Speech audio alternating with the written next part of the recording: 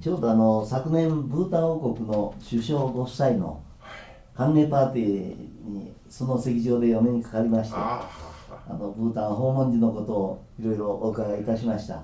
旅先での突然のご不幸にはさぞ驚かれたことと存じますけれども、ブータン側の配慮にとても感激されたとお伺いいたしましたが、ワンチュク国王夫妻がね、はい、金閣寺お見えになったんです、はい、実はその時に私いろいろお話を申し上げて、はい、実は20年前に5000代のワンチュク国王にもお目にかかってるんですよ。私はあなたの5000代、私は実は20年前にお目にかかったんだと、非常に素晴らしい国ですね。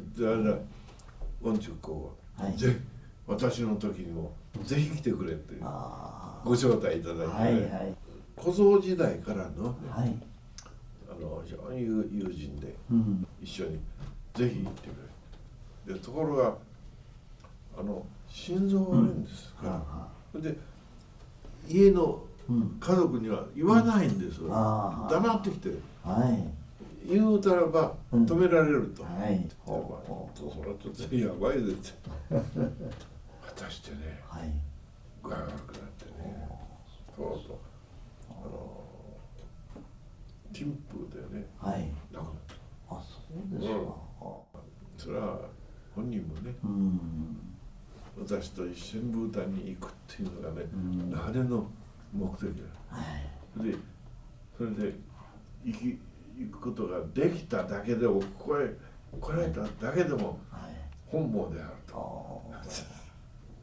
王室、あそこで告別式やってくれる、最初ね、ブータンに私が行くって言ったらね、私を我々って60人来た。あんなちょっと多すぎるんで、20人ぐらいにしようと思ったら、どうしても行きたいですよ。だから名前行こうかで60人ぞろぞろ連れて行った。で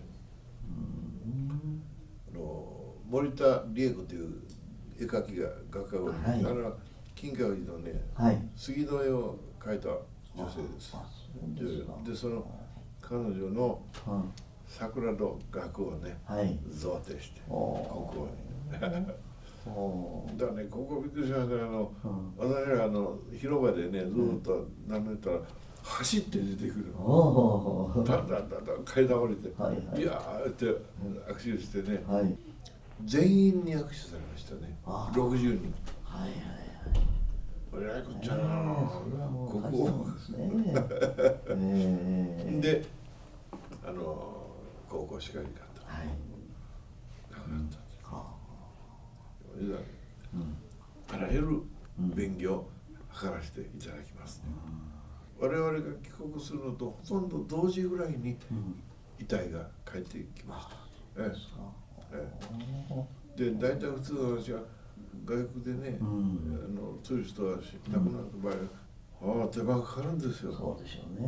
でね、なんちゅうか死体処理、賄賂を要求するんです。外国なんかね、ひどいもんですよ。いくら出さなかと、それ処理しないっちゅう。ブータン全然。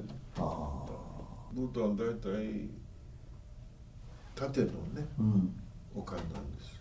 座岩で、日本は二岩でしょ。だから遺族に電話しましてね、いやぜひとも遺体を日本で引き取りたいと王様さん言うたら、そんな大工さんをよこして願いわざわざ作っていた。宮殿でね、あそこ